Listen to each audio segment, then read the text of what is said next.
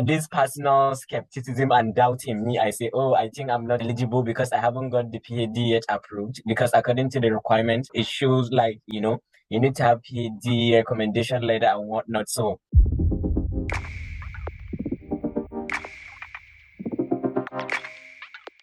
my name is Marilyn. I got the Global Talent Visa for the UK and Australia. It's like 2 years ago now. And I'm also a tech professional in the space of AI and machine learning. So currently I work on AI solution development in a software environment. So yeah, that's what I do. So I'm an AI machine learning specialist, but I also have other skills. So which is something with the Global Talent Visa as well. You need to specify your area of specialization because the application needs to be tailored. But sometimes people have multiple skill sets. They kind of get confused what skill they would, or which dominant skill they would actually use for the application. Yeah, so well, for me, if I'm to say my dominant skill is machine learning and AI, that was how I positioned myself for the application. my name is, I'm a PhD researcher in food manufacturing and technology, trying to pursue the global talent visa, but I'm waiting for my confirmation of my correction of my Viber approval. So I'm just awaiting for the approval. So yeah. Okay. Were you here in the Yeah, in the oh you Q&A. were there? Okay. Because Yeah, I was yeah, there last month. that and did you ask question as well? Yeah, Because I do. okay. Because I know And you there give were some and you give questions me around an PhD. encouragement. You see a potential in me. I was happy. I say, okay, let me put it because I'm having this personal skepticism and doubt in me. I say, oh, I think I'm not, eligible because I haven't got the PhD yet approved. Because according to the requirement that I saw on the UK website, it shows like, you need to have PhD recommendation letter and whatnot. So I was just tailoring myself to get the approval of my PhD because I shared with you, I say my proper lack publication, though I did one, but I withdrawn it and I have some few conferences that I attend, but I have award from Royal Society, from the university, and yeah, so I have some few, I think, achievement, which I think when I shared with you, you say, okay, you saw potential in me. I say, let me try and pursue about it. Yeah. Yeah. And I Yeah. was even asking about the template, which I think I spoke with one of your colleague or your member. I don't know. Anyways, I'm trying to get sort out of it because currently I'm working on it and I get stuck on the template because, for example, now the part that I'm stuck on is like the CV. I know different people have different unique CV. So I was thinking, you need to have a very tailored CV. So that's what I'm contemplating and doubting about, which I think I'll reach out to you soon for that case of templates and whatnot. But yeah, I'm gathering the information, the Okay. documents, I mean. Yeah, that sounds good. We're also putting together a comprehensive resource that would guide people. And through that, and maybe one of these sessions, we might actually do a live, just actually show how, or more practical sense, how to put together evidence, and what some examples as well of evidence. But yeah, it's good that you are making some progress with that. Yeah. Okay. My name is I'm a student from the University of South Wales. So anyway, I'm here to complete my studies anyway because I'm to defend my project next week. So, but I don't know much about the global talent visa of a thing. So that's one of the reasons why I decided to, join this thing. So I will learn more about it. Okay. So that's it basically. All right, yeah, we'll talk more about that. Okay, that's good to know. Hello, good evening, everyone. Good evening. Thank you for this opportunity to join in. And like I said, I'm just joining in, but taking a cue from, I could say that I just graduated from my master's in applied artificial intelligence and data analytics. So that's about my second master's. The first one was in Nigeria. And I'm looking at the prospects for a PhD, which I hope to, apply artificial intelligence techniques in the field of economics, because my first two degrees was in economics. And I'm just exploring PhD opportunities, hoping that would position me for a global talent visa. So I joined in to know much more about it and see how I can align while pursuing my PhD opportunities. Thank you. Okay, that sounds great. This is a drop-in session, just a brief session. We want to just make it very brief, and maybe as we move along, we can see what interests people and what topics. But it's more of you driving it really. If you have any burning questions, anything, sometimes as well, we might bring in some things that could also help the community. So I would say about 2 years now, we have in one way or the other been involved in community, supporting people through the global talent visa process. So some of that have been run through community of alumni that just volunteer their time to respond to questions, to help people. And people always reach out from one medium or the other. So I also thought that just also having like a close-knit opportunity for people to maybe network and ask questions and also get to know more about the Global Talent Visa, or generally just about, I would say, opportunities for migrants, for anyone considering maybe a migrant or wherever you are, you're thinking of opportunities that could help you move from where you are to harness opportunities in your locale or in other locales. So the Global Talent Visa, I'll just talk about it briefly, what it's about. It's an initiative by governments of particular countries. So it's not limited to the UK. There are different countries that have some kind of a global talent visa scheme.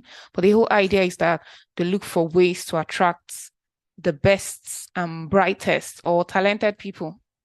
I'm careful to use that word best and brightest, because I remember the first time I had about the global talent visa and I looked at that. I was like, okay, best and brightest. I didn't feel like I was the best and brightest in my field, but they use that term and to really mean people who are highly talented, highly skilled in particular sectors, right, or fields, and they try to attract them to a particular locale, a particular country. So for you as an individual, it's all about, okay, where do I want to be in my career? What are the opportunities that can help me navigate and open up more, I would say, opportunities or career opportunities and pathways for you.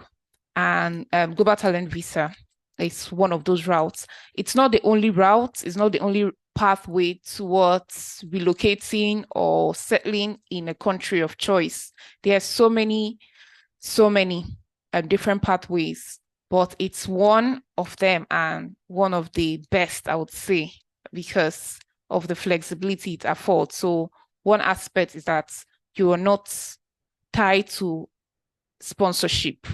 And that is a big blessing. If you find yourself in that position where you're in a country, you're not tied to being sponsored by an employer, which means in the UK, for example, 5 years of, it could be 5 sweet years or 5 years of bondage, depending on where you find yourself. But just that thought of, okay, I'm being sponsored by this company, and maybe for the next 5 years, I might be tied to that company. And even if I want to leave, the uncertainties around that, the paperwork around it, the you'd be weighing up what's the opportunity cost. If I leave, what if something goes wrong? And sometimes people just like, you know what, I'm just going to endure this.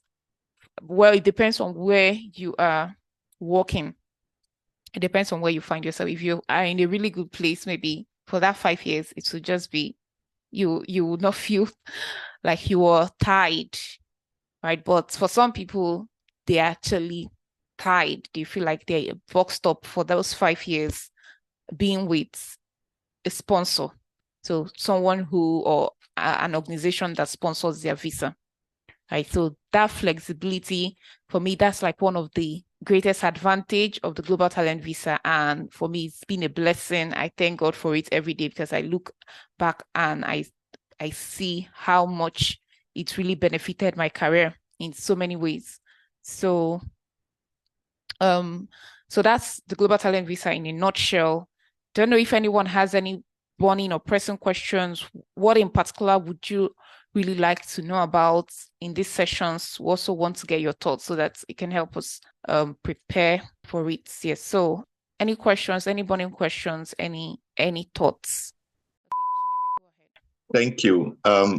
Apparently, I didn't know the part of, is it humanitarian now, or the third aspect that you were speaking to now about supporting people or helping people. If I heard very well. My thinking about this Global Talent Visa initially was that it has to be tech, it has to be something innovative. And then later I found out that an academia, like somebody that is on a PhD route, who is into a research, can also qualify for that. Apart from these two ends, is there another window to be able to qualify for Global Talent Visa? Yes. We also have the arts and culture. So people in the arts sector as well. I mean, particularly in the UK, but if you're looking for outside the UK, it's broader than that. So you have other sectors depending on the country. But if you're focused on the UK, yeah, it's primarily tech, research, or innovation, because yeah, in that space, research or innovation, and arts as well, arts and culture. Yeah. Does that answer your question? Yes, it did. Thanks very much. Yeah. Okay. Hi, Marilyn. Yeah, I'm just wondering about my process. When you withdraw a paper, is it possible to attach it in your CV? Okay, you're talking about a publication that Yeah, it's already published. The work is yeah, and I published. withdrawn it. Oh, you've withdrawn it. Yeah, I withdrawn it. It got published, Okay. and I withdrawn it at some point. Okay. I Is it- think that if you've withdrawn it, it means that you pulled it out, so it's no longer being published. Yeah, it's no longer. Yeah, though it appeared to be peer reviewed and published, then later on when I withdrawn it. Yeah. Okay. Yeah, I think because it's not really recommended. It's not recommended because it's something, for example, anything that you're putting out there in your CV, it's going to be verified, right? It possibly could be verified. Yeah. So, well, it depends on factors as well. So, for example, if the withdrawal was due to factors outside your control, maybe it's journal issues, you might provide some explanation. Okay. And if your work was significant and you want to resubmit, you could maybe list it as in preparation or under review. If Yeah, it was so novel and significant. Yeah, is due to, sometimes the APA, I was a bit blinded and, hungry in the publication. And when I entered, the money was a bit ridiculous. It's about funding and whatnot. So I just withdrawn it for that sense. So thinking, I do put it in my CV, but I'm a bit contemplating, is it worth attaching or worth removing? So this is the commotion I'm having. Though when they check it, they will see like the withdrawal is based on the author, which I'm the corresponding author. So this is the case that is going on. But I think it might be what you could actually. It's just good to be transparent about that. So even if you were to include in your CV, maybe you could consider having a separate section where you talk about or indicate that it's a withdrawn work or a previous submission. Yeah, it's just good to be transparent to explain. Okay, yeah, exactly. Yeah, because it clearly show withdrawn. Even in the Google Scholar, what I was citing, it show withdrawn, but it show all of the co-author and everything because it was quite novel. But for some reason, it get withdrawn. But anyways, yeah, I think it's a good advice. I think I will create a section and I will explain. Thank you. Okay, and that's really for people here who may also be thinking about publications, right? So a good knowledge to have as well that there are circumstances where publications could get withdrawn and you might have to think about how to deal with that. And was that particularly because of the cost of of publishing in the journal? What were the factors, if you don't mind sharing? Yeah, the factor is about the funding, the APA funding that you need to pay. So the university I was in, they don't have the funding. I was searching for the funding, couldn't get the money on it, and the journal publishing it. See, since there is lack of funding, it just needs to be withdrawn at the minute. They cannot do anything, and I couldn't get the funding, and neither my supervisors as well.